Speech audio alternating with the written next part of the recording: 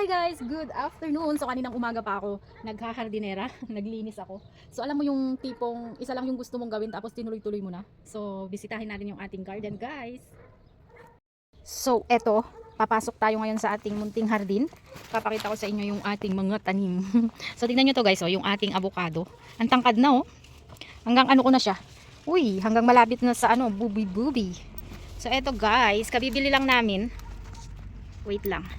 Kabibili lang namin itong ano, padron. So tipo siya ng chili, parang pa bell pepper siya pero kinukuha na siya pag young pa ang tawag dito, yung hindi pa masyadong matigas para hindi siya mahirap kainin.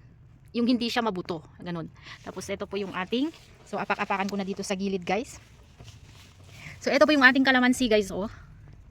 Maliit lang kasi ano yan, grafted. So binili namin ito sa IKEA 2 years ago, parang ganun siya. Tapos ang dami niyang bunga guys, oh. Daming bunga. Ayan. Ayan oh. So parang ang tawag dito variety nito ay kalamundin. So ito po yung ating maliliit na apple. Tapos yung ating mangga guys. Nakapagpatubo ako ng mangga. Ayan. Tapos ito kalamansi. Ayan. So meron pang, hindi ko alam kung kalamansi yan or mandarina. So ito po yung ating mga kamatis. Ngayon, ay kaninang umaga nagtanggal ako ng mga ano guys, mga extrang dahon dahil sobra hanggang dito siya oh. So dapat tanggalin natin kasi kinakain niya yung nutrients. Hindi na yan lalaki. Ayan, tanggalan natin. Tanggalin natin guys. Tapos, 'di ba ang liit na niya, namulaklak na. So tanggalin din natin kasi parang sobrang liit pa niya. Tanggalin natin yung mga bulaklak guys. Ayan. Napakan ko. Oops. Oopsie daisy. So gusto kong tanggalin muna yung kanilang mga bulaklak kasi ang liliit pa nila oh, namulaklak na. Tapos tingnan nyo oh, ang liit pa nito. Parang wala pa nga masyado sa ano. Hindi pa siya lagpas tuhod ko, namulaklak na. Ay, nagkabunga na. Ayan oh. Tanggalin natin. So ayan guys. Ay, ang hirap. So ayan yung ating kamatis. So tanggalin ko muna yung kanilang mga bulaklak for now. Ayan. Tapos eto naman guys, mga beans. Yung iba tumubo kaso kinakain ng kuhol. Ayan oh. May mga bunga na nga siya oh. Oof. Ayan oh, kinakain ng mga kuhol, mga snails, slugs. Tapos eto yung bunga guys oh, ito yung malapad na beans. So dahil yung mga ano, kadalasan yung mga binebenta nila dito, mas marami madalas yung ano, yung ganitong beans, yung malapad kaysa yung bagyo beans. Ayan, ang dami ng bunga guys. May mga bunga na. Ayan, may mga bunga na yung ating ano guys oh, beans. Oh, hanggang sa baba. Ayan oh, natabunan na ng ano. Natabunan na ng lupa. So, hindi ko nga alam kung magdidilig ako kasi madilim. Makulimlim guys. At may nakita akong ano dito. Pohol, ayan oh, ayan ang snail guys. Ito kayo eh. Mga mapanira kayo eh. Oh, ayan oh. May isa pa dito oh, ayan. Mga mapanira kayo eh. Ayan oh. Tapos, nakita ko yung patatas guys. Yung patatas na ito eh nakita ko lang dun sa loob kasi tumubo na. So ito tinanim ko. Ayan oh, lumabas na yung kanyang mga ano, kanyang mga patatas. Ayan. So tatabunan ko ulit ng lupa kasi para lumaki pa.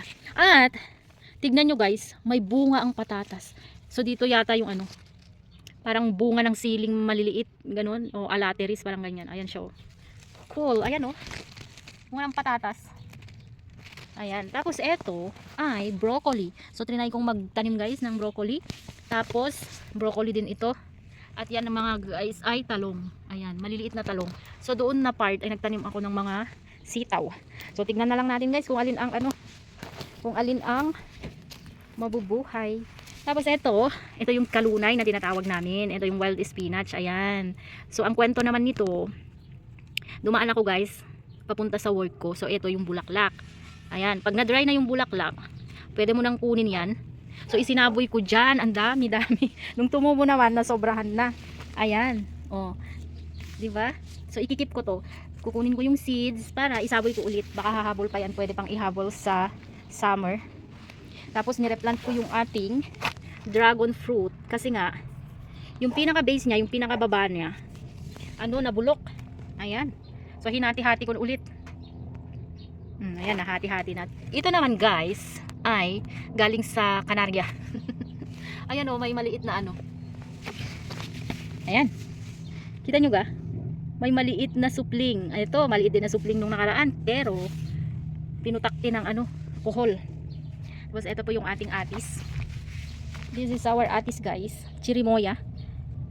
Hawig na hawig sa atis sa atin. So ayan guys, oh, tatlo yan, tatlo. Ayan. Tapos ito naman yung ating repolyo. Yung ating repolyo nagtanim ako last year kaso ano na naman. Dahil hindi nga kami naglalagay ng insecticides or any spray. So wala, malaya ang mga ano, mga ang tawag dito, kuhol, mga insecticide, ayan, butas-butas. So, ikikip ko itong seeds ulit. Para sa winter or autumn, pwede ko siyang itanim. Ayan.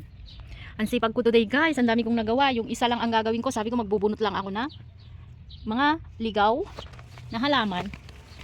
Ayan ang naging outcome. Nalinisan ko dyan, nalinisan ko lahat. So eto nga pala, may strawberries na tayo. Ayan ang ating strawberry guys. Ayan oh, namumulaklak pa. Ato, ayan, mauunahan na naman tayo ng mga langgam at slugs, snails. Ayan. Ay, ayun pa oh.